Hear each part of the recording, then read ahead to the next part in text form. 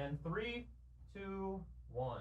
So, President Trump has a new nickname for Stormy Daniels, and Elizabeth Warren's Native American tale collapses, and Michael Avenatti had a bad day, and now he's having a slightly better day, so we will get into all the Avenatti-related things. I'm Ben Shapiro. This is The Ben Shapiro Show.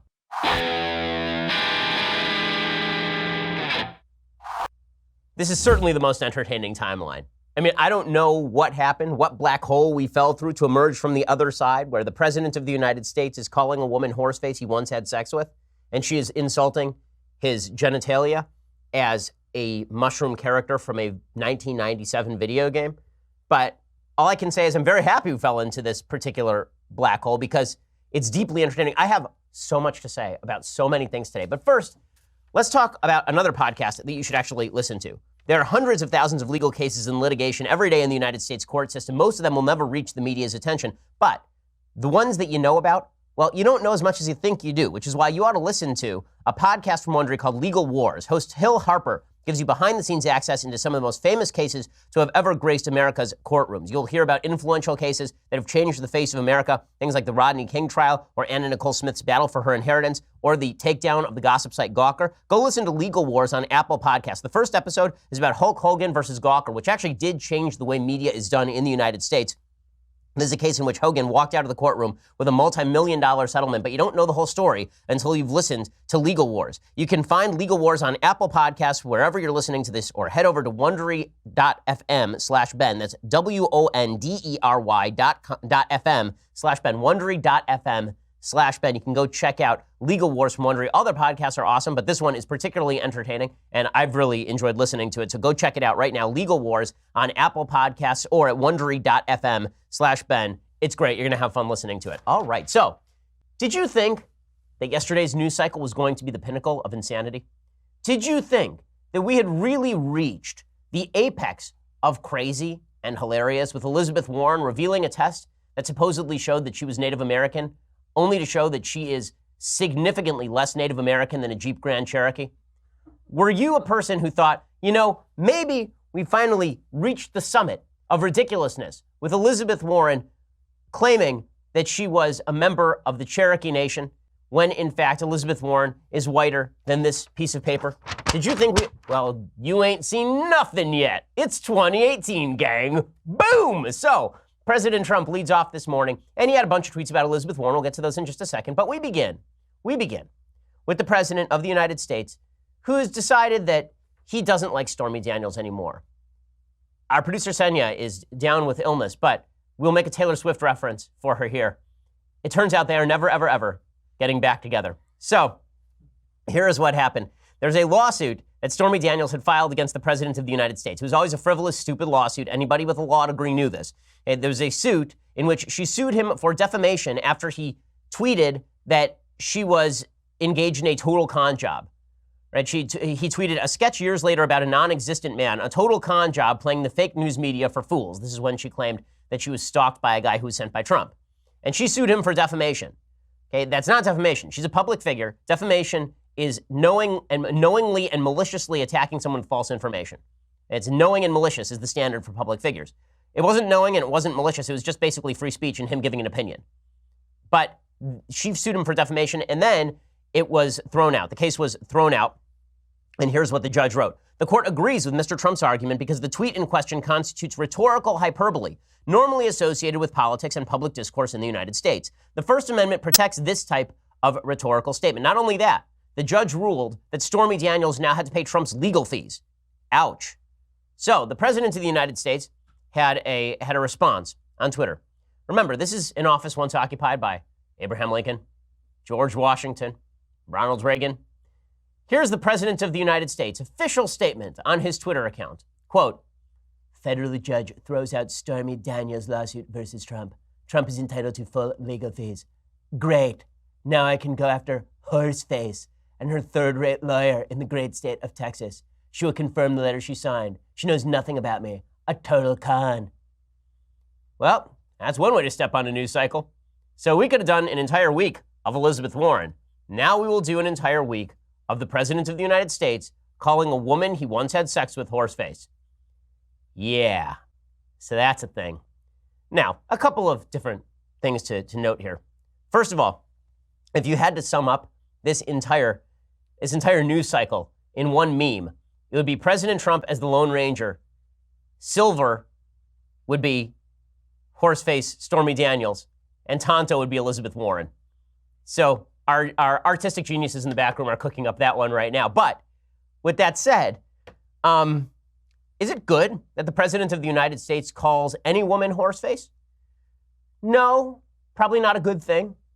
Is it smart that he calls a woman he once had sex with horseface? Well, it does call into question his judgment regarding women. It's kind of a weird thing to do.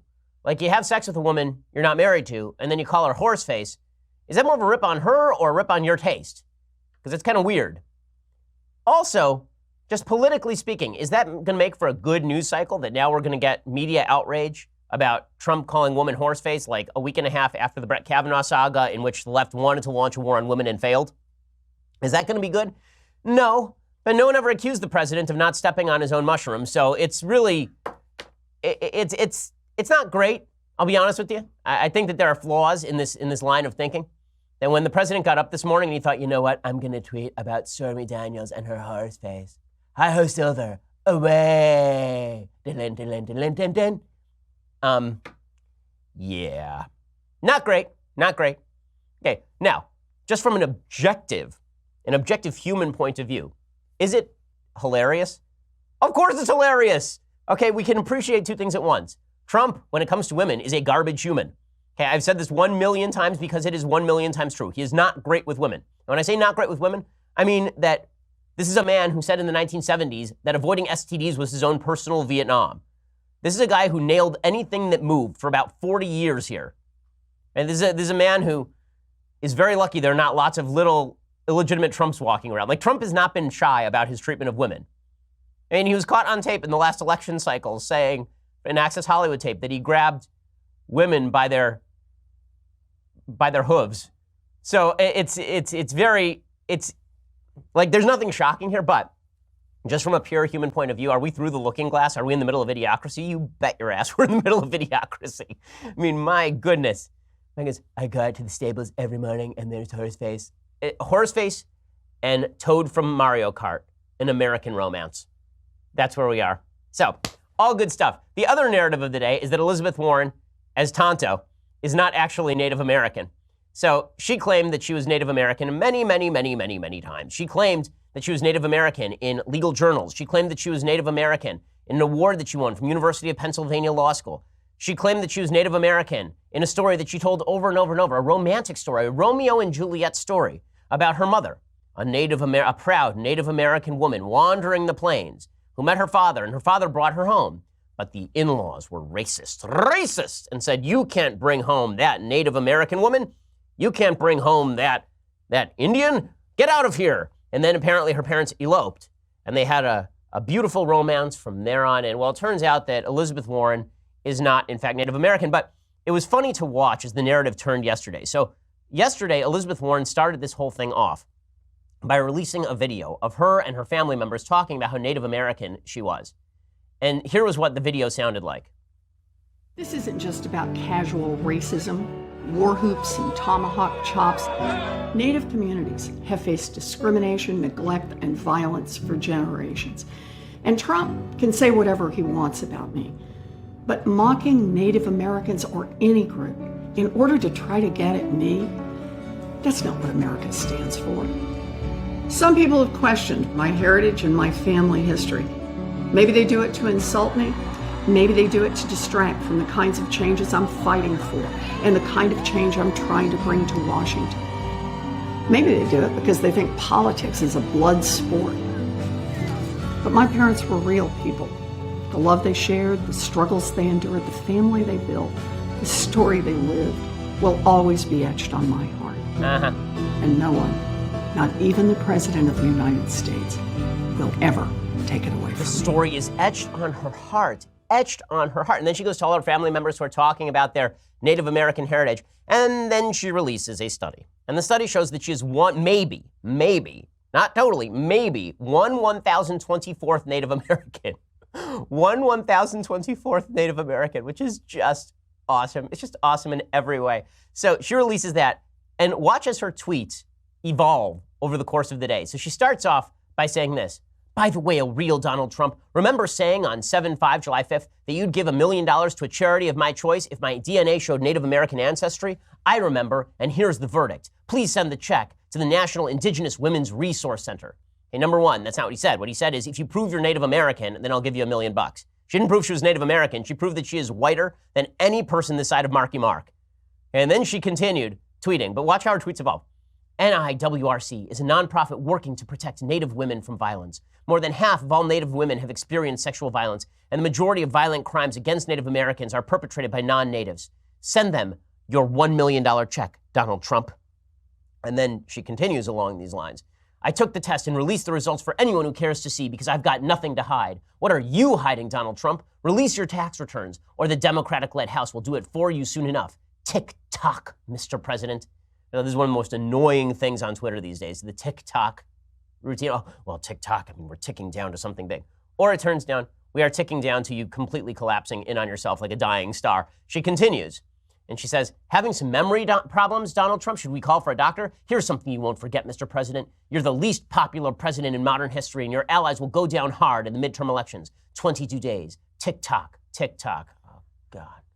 Oh, God. And then she concludes, I won't sit quietly for Donald Trump's racism, so I took a test. But DNA and family history has nothing to do with tribal affiliation or citizenship, which is determined only by tribal nations. I respect the distinction and don't list myself as Native in the Senate. Wait, what happened? That was a sudden left turn. It's like when Michael Scott was driving on the road and the GPS told him to drive into the lake. That's basically how that tweet thread went. She's talking about, yeah, I'm Native American and Native Americans are great and give some money to Native Americans. And she's like, but I'm not Native American. What could have happened to trigger such a change? What could have happened to Tonto?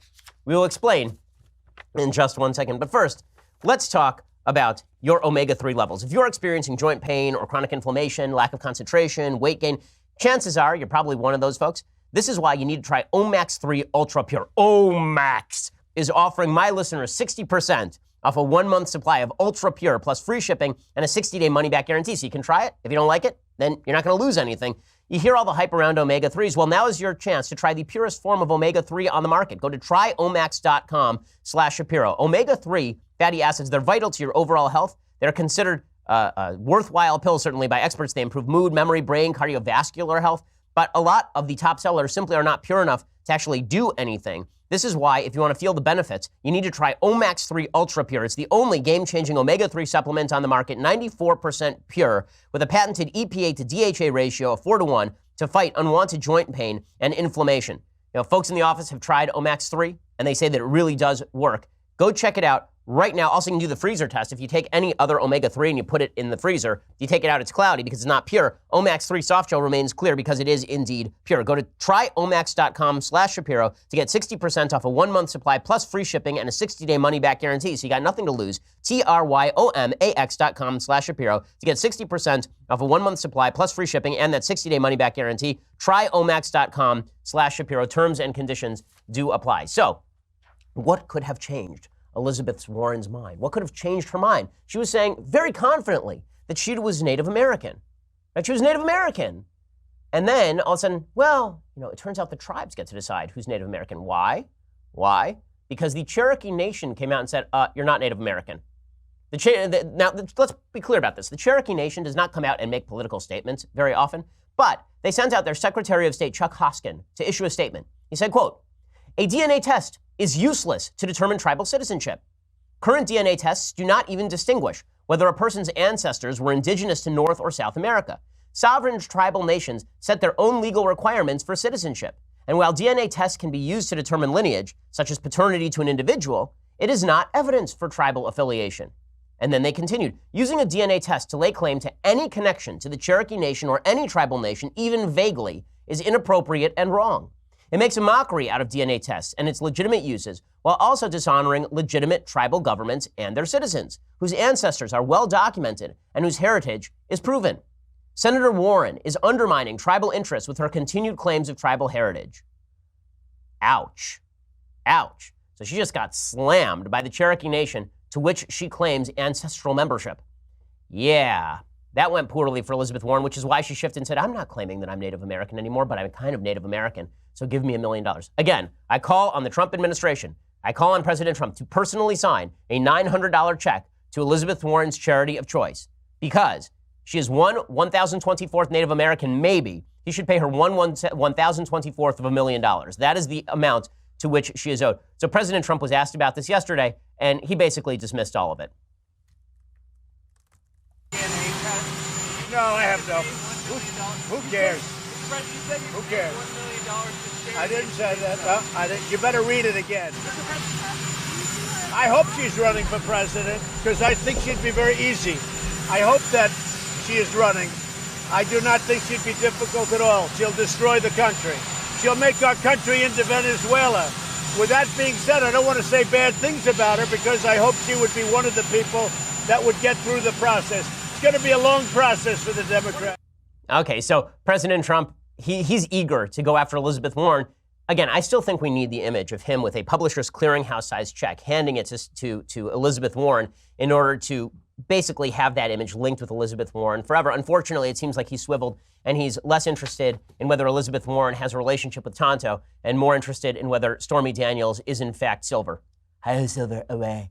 But I want to talk a little bit more about why it's important for Elizabeth Warren to have maintained her Native American ancestry point. What made her think she could get away with this? So let's talk about that. Here's the thing. There was a story that came out September 1st of this year in the Boston Globe, and it discussed a serious issue for Elizabeth Warren.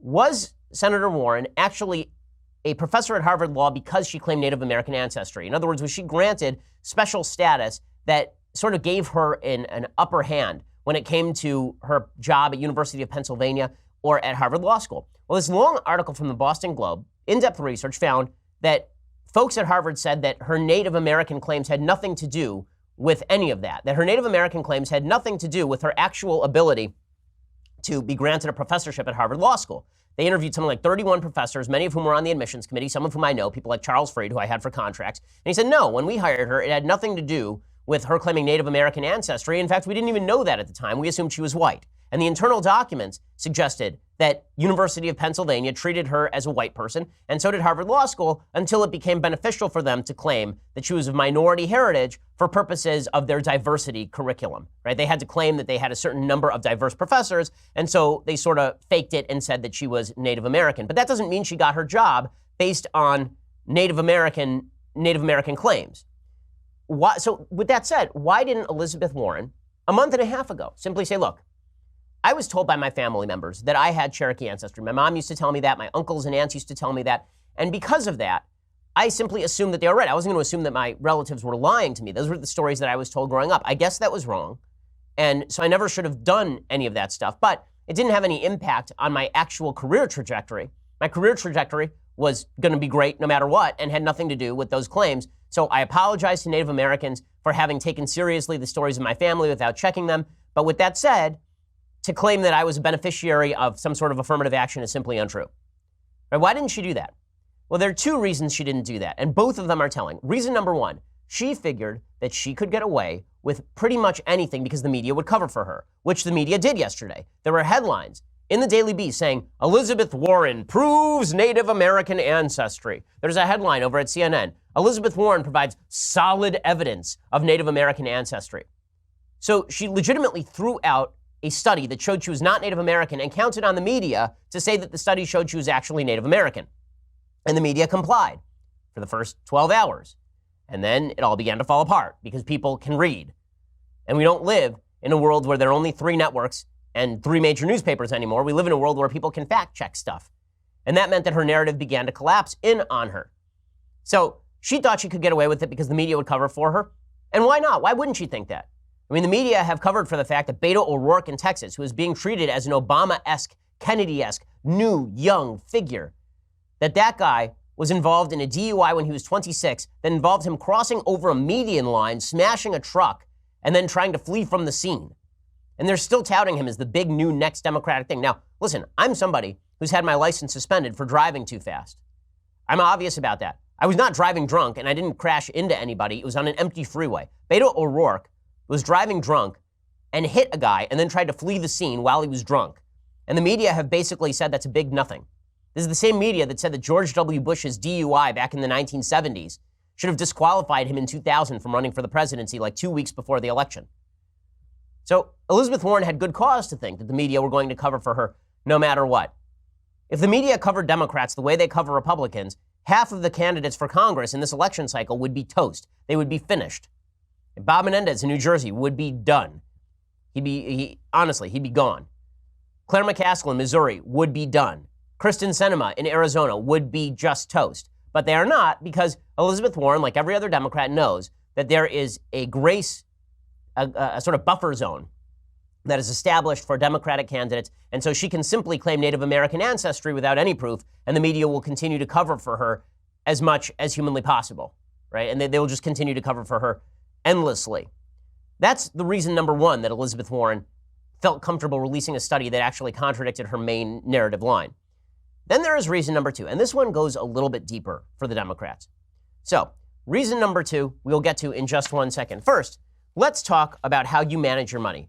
Okay, you need to outsmart average. You need to be better than the average investor. The smart way to manage your money is the folks over at Betterment. So Betterment has a cutting-edge technology combined with human expertise. It's an investment tool for people who refuse to settle for average investing. Their technology is designed to help you make more from your investments. It's unlimited expert advice designed to help you make those smart financial decisions, tax-efficient investing strategies that give you an edge, low transparent fees, constant access to information and tools that allow you to track progress toward your goals so you can always feel like a smart, savvy investor.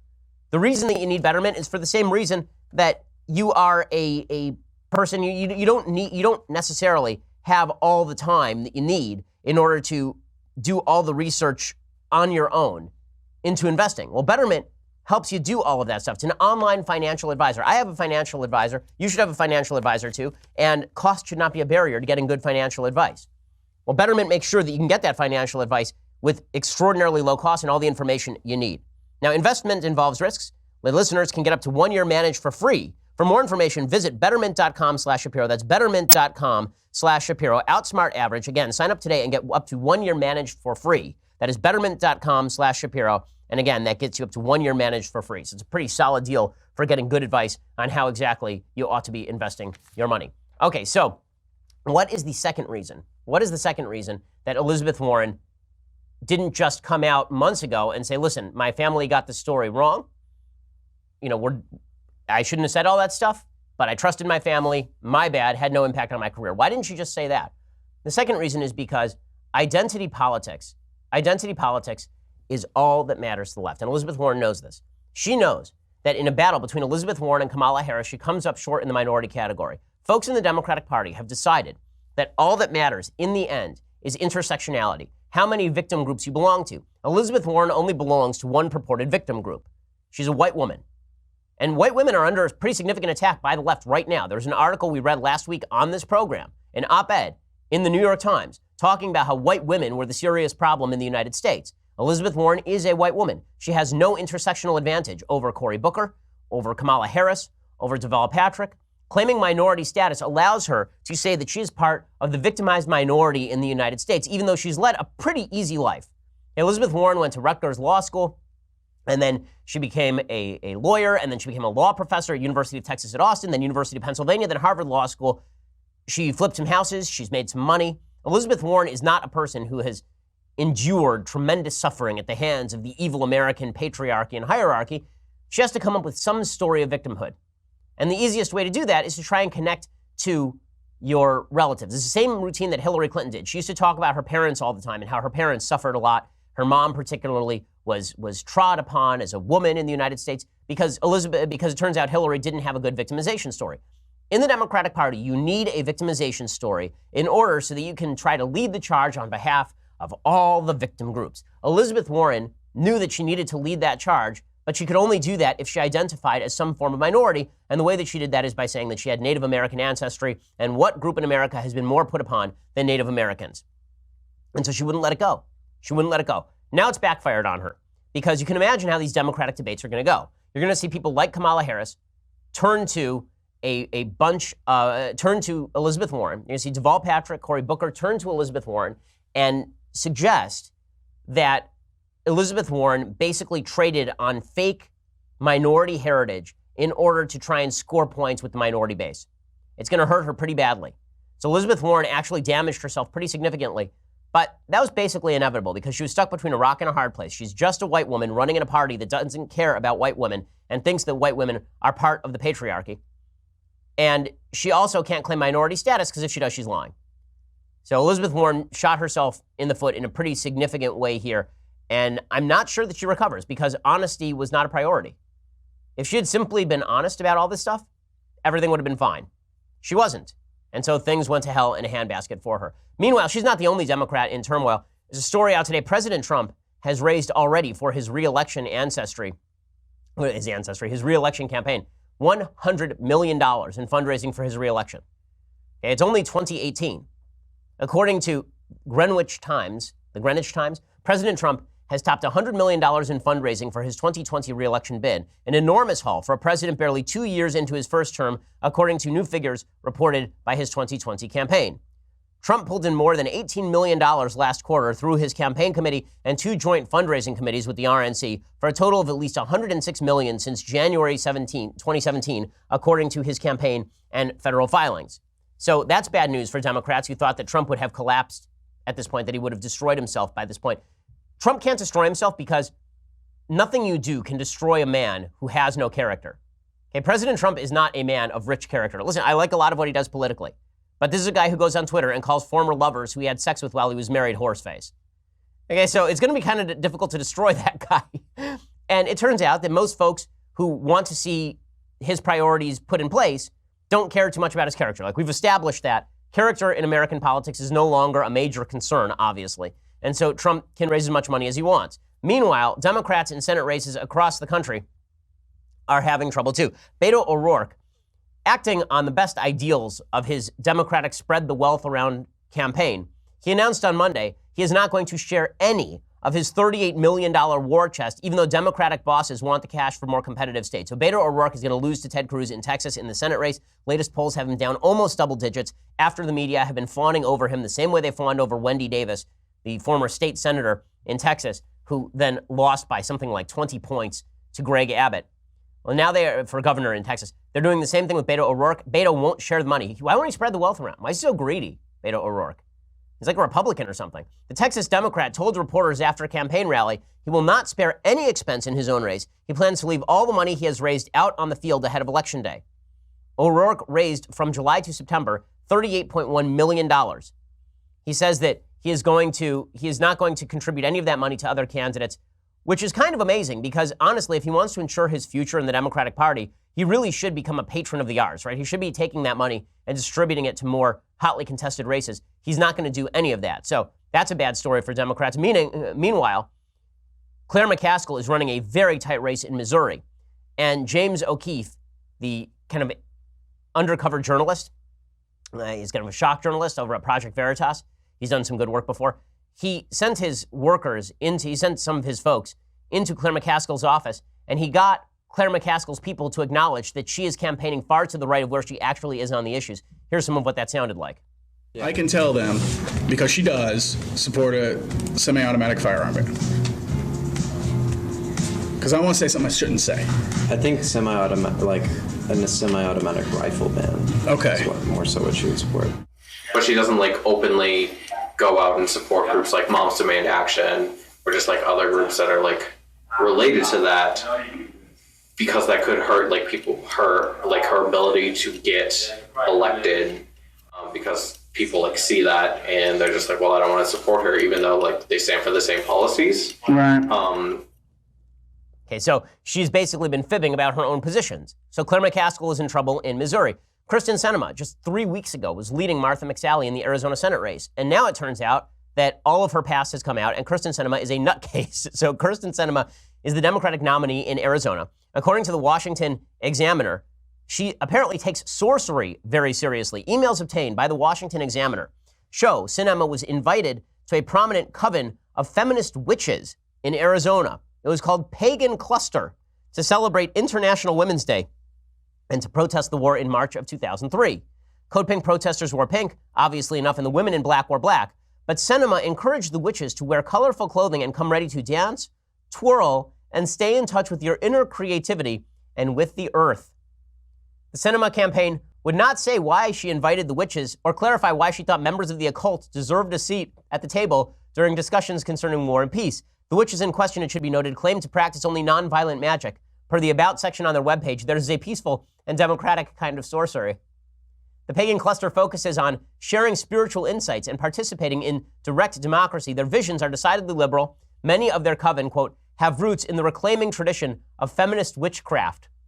Sinema also went to an anti-war rally with pagans later that year, and apparently she talked about singing and spiraling in the pagan circle only 5 rows from the police line, and then the police arrested everybody. So Kyrsten Sinema, just doing yeoman's work on behalf of her own campaign. Also, it turns out she organized for the Arizona Alliance for Peace and Justice. In one email, she urged supporters of the AAPJ to deluge the phone lines of a radio show hosted by an unapologetic, unconditional supporter of Israeli policy. So Kyrsten Sinema is basically toast in that Senate race as well. Democrats' radicalism is the major issue here, and all they have is President Trump, which is why it's not good that the President of the United States goes around calling women horseface.